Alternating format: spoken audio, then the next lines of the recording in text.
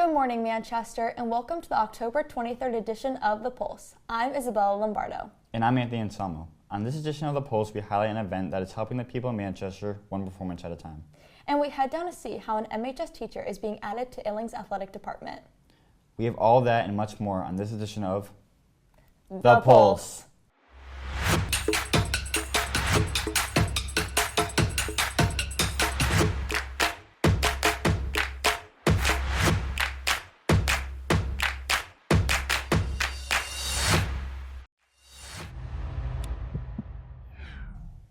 While fall is traditionally a time of harvest, there are still people in our community that need a little extra help to fill their pantry. Everett Lithgow heads down Adams Street to profile New England Midwest Food Bank, an organization working to help ease hunger in Manchester and beyond.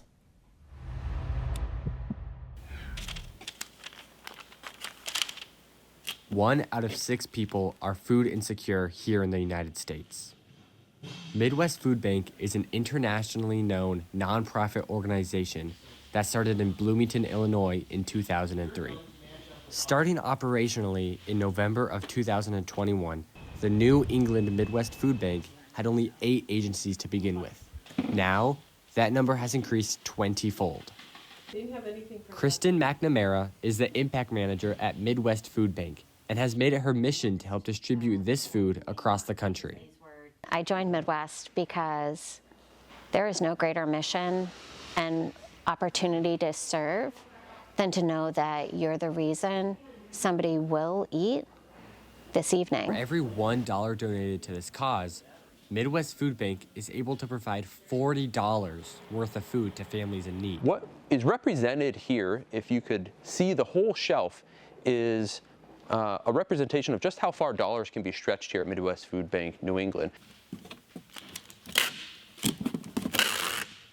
This nonprofit organization is run by mainly volunteers, with only 4 paid employees at this facility.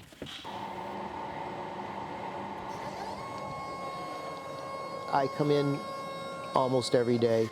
I work 30 to 40 hours a week here as a volunteer and kind of serve as a volunteer warehouse manager. With the holiday season rapidly approaching, we encourage families to volunteer here at the Midwest Food Bank if you're able to. You can find more information on their website at midwestfoodbank.org/New England. From The Pulse, this has been Everett Lithgow reporting. Wow, I had no idea the impact the Midwest Food Bank had on our community. I know, I'll have to reach out next time I want to do some community service. Fall is also a time of change, and Illing Middle School in Manchester recently welcomed a familiar face as new athletic director. Validia Bryant crossed Middle East Turnpike to check out Illing's new AD, MHS teacher Mr. Costopa. Mr. Costopa has been dedicating his time to the Manchester community for many years, now serving multiple purposes. At Manchester High, he is a gym teacher to many and a smiling face to all. But now he has opened his horizons to expand down the street to Illing Middle School as their new athletic director.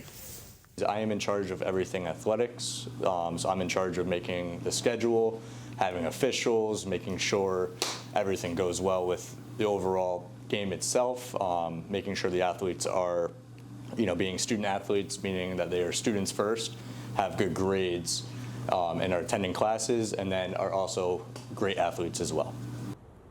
Balancing many different jobs must be difficult, but Costopa finds a way to balance them all. In terms of overall effectiveness of my job, I'm able to do both, which I love. I'm still being a teacher first and then athletic director second. So when I'm done here, I go over to Illing and focus on my responsibilities as an athletic director there. Mr. Costopa has previously led many school sports for the Manchester community and is dedicated to student development. Mr. Costopa is doing well, but his coworkers have other opinions about him too. Teddy's been a great addition to our phys ed department, very responsible. He's here early, helps set up, takes care of equipment, and he works well with every student in the building. Today we have recognized Illing's new athletic director, a dynamic leader with a passion for sports and student development. He has come a long way and done great things. From The Pulse, this has been Validia Bryant reporting. Mr. Costopa has a scary amount of dedication for both Illing and MHS. Speaking of scary, as Halloween and other spooky events rapidly approach, our own Joelle Bailey hits the halls to see how Manchester students are getting ready to celebrate.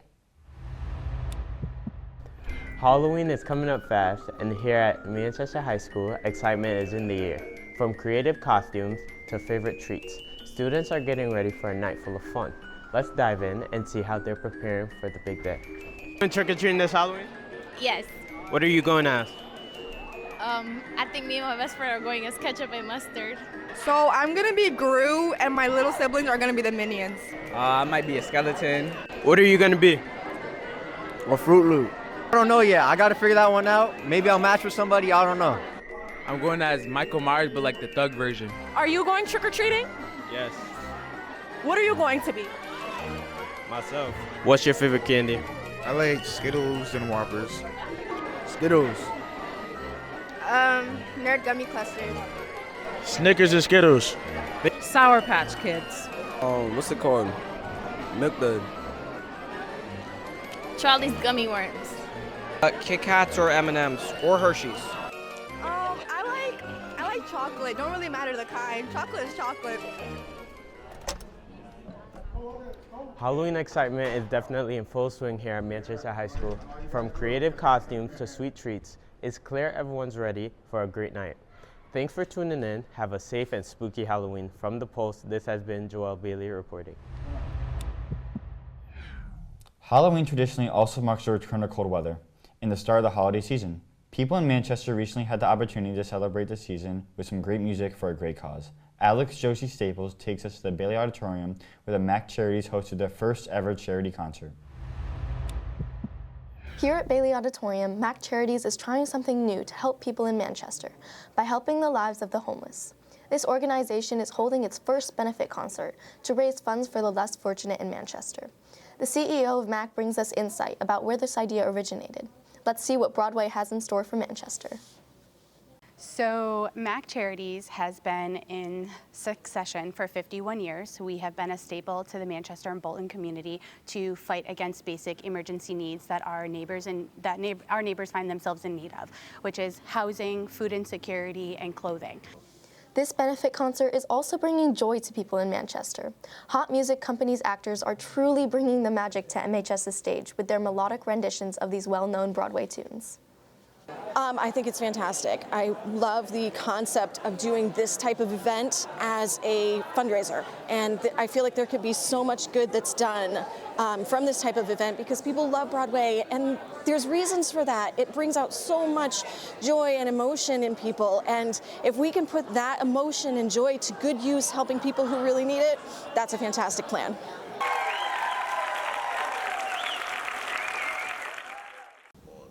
Mac Charities is taking center stage to not only raise funds for the less fortunate in Manchester, but also put on a great show for the community. From The Pulse, this has been Alex Josie Staples.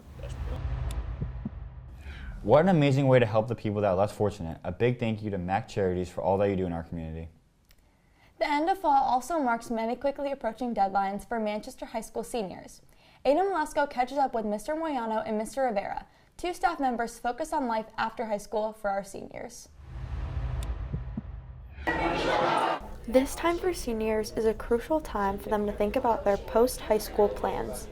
I had the privilege to walk with Mr. Moyano and Mr. Rivera to get an insight on what will happen after high school.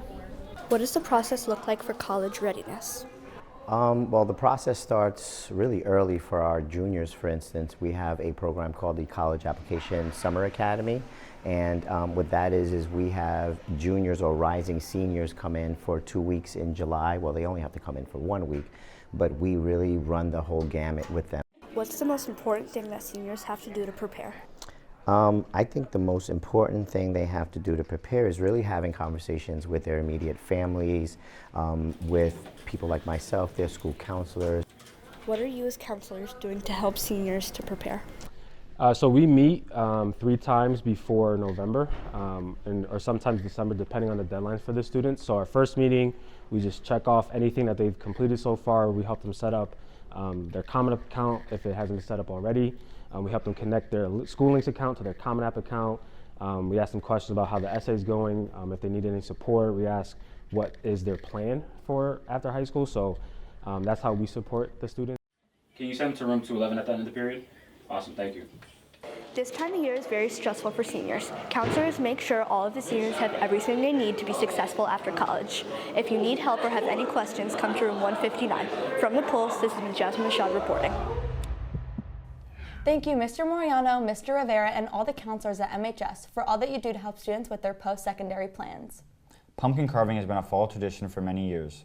Farhan Labib brings us to Northwest Park to bring this tradition to Manchester.